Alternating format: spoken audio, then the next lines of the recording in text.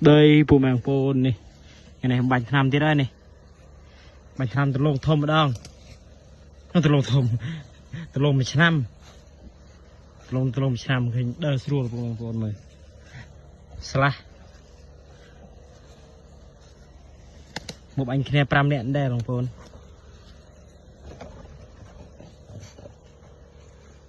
mời nè bánh tham này